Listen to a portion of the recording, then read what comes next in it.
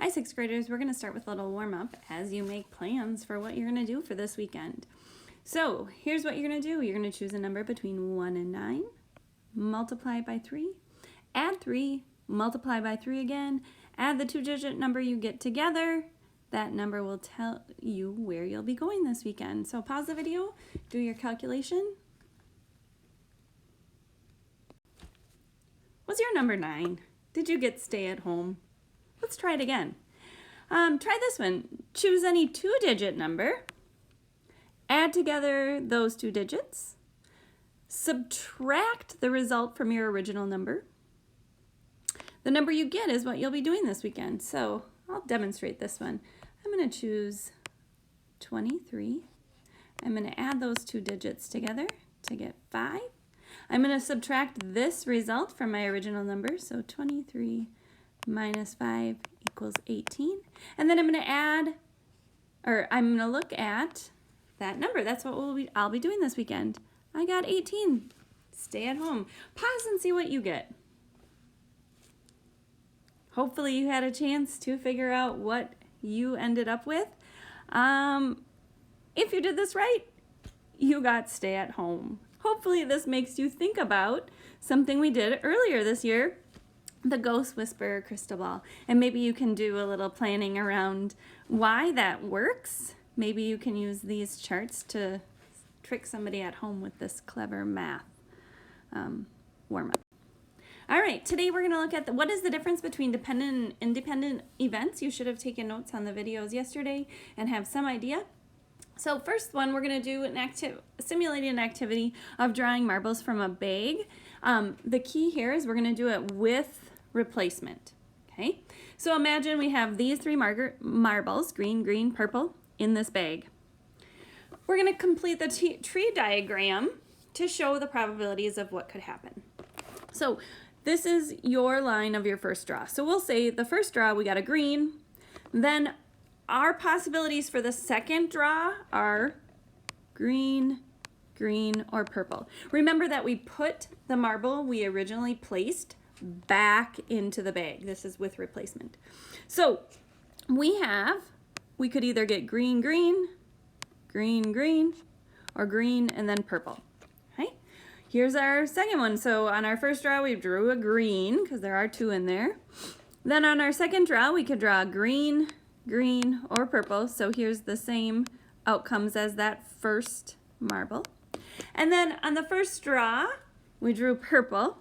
So remember, we're putting that marble back in. So we have the possibility of drawing green, green, or purple. So we'd have, oopsie, not green, green. We could have purple, green, or purple, purple. So the question says, what is the probability that both marbles are green? So we had 9 outcomes, and in those outcomes, we have 1, 2, 3, oops, there's my fourth one, 4 that are green. So the probability of green, green is 4 out of 9. Does the probability of getting a green marble depend on the second, or on the second draw depend on the color of the first marble? No, it doesn't, because we're putting the marble back in each time. So there are the same 3 marbles on every single draw. This one's a little different. This is drawing marbles from a bag without replacement. Okay, so we're gonna imagine we have that same bag where we have a green, and a purple, but this time we're not going to put the marble in after we do our first draw, and we're going to try to find the probability that both marbles are green. Remember, in our first one with replacement, we figured out there was 4/9 when both were green, green. Okay, so in this one, we draw out green. Now there's a green left in there and a purple left in there. So we have the option of green, green, or green, purple. If we drew green here, there's 2 marbles left in the bag now, so we can draw either green or purple on our second one. So this would be, if we did green, green, green, purple. If we draw out the purple, that means it is not in the bag anymore. We didn't replace it. So the only possibilities are green and green. So we have purple, green, purple, green. So that means we look back. What's our probability in this situation to get green, green? Well, there's 1, 2 out of 6 outcomes. So our probability of green, green without replacement is 1/3. This is about 33%. 4/9 is about 44%. So obviously with replacement, we have a better chance of getting both green and green. Now, does the probability of getting a green marble on the second draw depend on the color of the first marble? In this case, yes, because what's in the bag has changed. So what we're really talking about is compound event. It's made up of one or more separate events. And to find the probability of a compound event, we have to identify if they're independent or dependent events so that we can do the correct calculations. This made me think about our name picker. If you don't see your name up here on this screenshot right here, it might have been because I couldn't screenshot quick enough to get everybody's before it started popping. But when we do our drawing, let's say, so Josh, when I was simulating this, picked your name, but I'm going to pretend you'd already been picked for the couch. So I had to draw again. So on the first draw, we have 28 kids in class, so everybody has a 1 in 28 chance. But now if I had to redraw, because Josh already had a turn, my app will keep Josh out of it. And so now on the second draw, you have a 1 in 27 chance at being picked. So that is an example of something that's dependent on something else. It changed when we did that second draw. So here's another example looking at a marble, a bag of marbles. So over here, in the probability of, what is the probability of pulling a black marble 2 times in a row? So this one that's crossed out is black, if you can't tell. When you put the first marble back in, it's an independent event. So when you're drawing, 2 out of the 10 are black. On both draws, we have all 10 marbles in the bag. And so when we work that out, you have a 1 in 25 chance of drawing black and then black again. When you keep the first marble out of the bag, that changes that second event. And it's dependent on what happened. Okay, so if on the first event you had a 2 in 10 chance and you took out that black marble on the first one, now there's only 9 marbles left and one of them is 9. So if you drew black first and then did not replace it, you have a 1 in 45 chance that you'd get black again. So that's an example of it being dependent on what happened. So let's just do a quick check. Here's a couple situations to figure out, are they dependent or independent? You roll a 5 on a number cube and spin blue on a spinner. These are independent. What you roll on the number cube has no impact on what you spin on the spinner. Second one, your teacher chooses one student to lead a group and then chooses another student to lead another group. This is dependent because the pool of students changes once one is taken out. So that means that second person, that choice is dependent on what happens in the first pick. Third one, you spin red on one spinner and green on another spinner. These are independent. They do not have an impact on each other. Fourth example, you roll 4 on a number cube, then you roll an even number on a different number cube. Okay, these again are independent.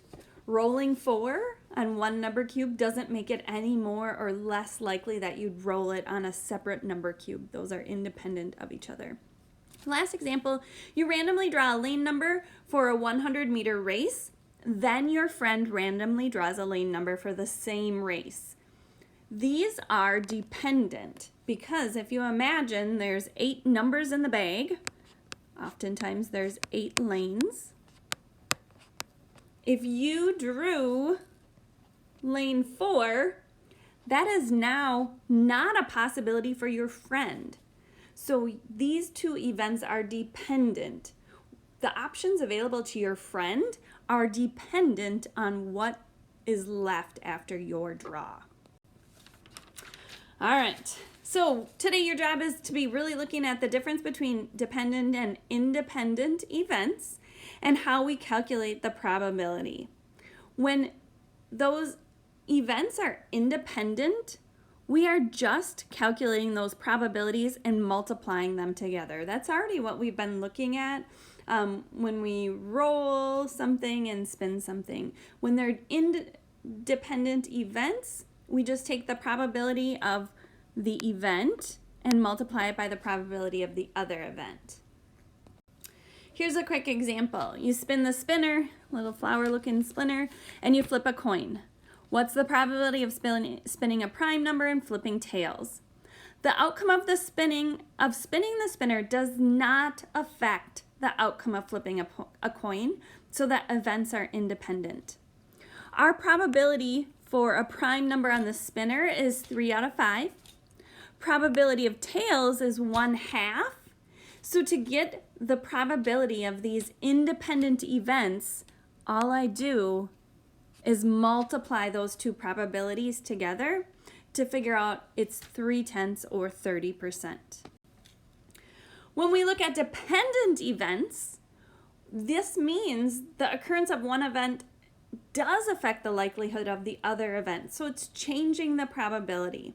So when we do this, that means we have to take the probability of our first event and multiply it by the probability of the second event after A, or after that first event. So how did it change? So here's an example of that. People are randomly chosen to be game show contestants from an audience of 100 people. You are with 5 of your relatives and 6 other friends. What is the probability that one of your relatives is chosen first and then one of your friends is chosen second? So choosing an audience member changes the number of audience members left. So the events are dependent. So you have 5 relatives, so 5 out of 100, or 1/20th are your relatives. So if your relative is chosen, then we're trying to calculate what would be the probability of your friend being chosen next. Well, now you can see, since we've already taken out one audience member, there's only 99 left, and you have 6 friends. Okay? So that's how we do that probability after the first event. So in this case, we would do 1/20th multiplied by 2/33 to figure out the probability of that dependent event. All right. We're going to look at a little bit of some calculating probabilities of compound events. So 5, spinning a 3 and flipping a heads. So this one is not dependent. These are independent events. What I spin does not determine what I'm going to flip. And so in this case, spinning a 3, I have 1 out of 4 on that spinner. And then the probability of flipping heads is 1/2. So this probability would be 1/8. Spinning an even number and then flipping tails, I'm going to write it down here for number 6. We have 2 out of 4 even numbers, so half the numbers are even. I have half if I'm flipping tails, so my probability is 1/4. Number 7, spinning a number greater than 1 and flipping tails. Well, 3 out of the 4 numbers are greater than 1. And then my probability of flipping tails is 1/2. So this is 3/8. And then number 8, not spinning a 2 and flipping heads. So there are 3 out of 4 numbers that are not 2. Heads, half. So this is also 3/8. So these now, we're looking at, you randomly choose one of the tiles without replacing the first tile. So these are dependent events. So what I do first is going to change that second event. So number 9, choosing a 5 and then a 6. So when I first choose 5, I have 1 in 7 chance. There are 7 tiles, one of them is a 5. Then a 6. Well, now I already have 1 tile out, so there's only 6 left in the bag. One of them has the number 6 on it. So for this, I would have 1/42 probability. Number 10, choosing an odd number and then a 20. Well, out of my 7 tiles, 3 are odd. And then once I take out my odd number, I only have 6 tiles left, and only one of them has the number 20 on it. So I'm going to do some simplifying. There's 2 3s and a 6, 1 3 and a 3, and I have 1/14 chance. Number 11, choosing a number less than 7. Well, there are 2 out of 7 numbers that are less than 7, the 5 and the 6. And then a multiple of 4. Well, now I only have 6 tiles left. And my multiples of 4 would be 8 and 20. So there's 2 out of the 6. Do my simplifying. And I end up with 2/21. Last one, choosing 2 even numbers. So first example, there's 7 tiles. Of those 7, we have 4 that are even. Okay. Then I take out one of those tiles. I took out my even number. So I have 6 left in the bag. And of the ones in the bag, I have to think about, well, there were 4 that were even, but now there's only going to be 3. So 3 out of the 6 can be even, or half. So I'm just going to simplify and say 4/7 times 1/2 equals 4/14, or 2/7. All right, yesterday you should have done this independent and dependent coloring sheet and turned it in. If you didn't, get that done today. And then your Big Ideas Lesson 10.5 assignment. Have a good day.